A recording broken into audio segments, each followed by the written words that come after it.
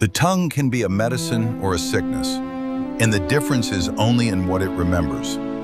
ABD ALLAH B, one of Islam's early pietists, said, "Remembrance of people is a malady, while the remembrance of Allah is a remedy."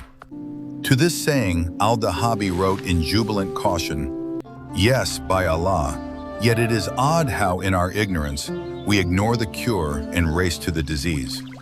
For Allah, exalted is He, says, 'Remember me, and I will remember you.'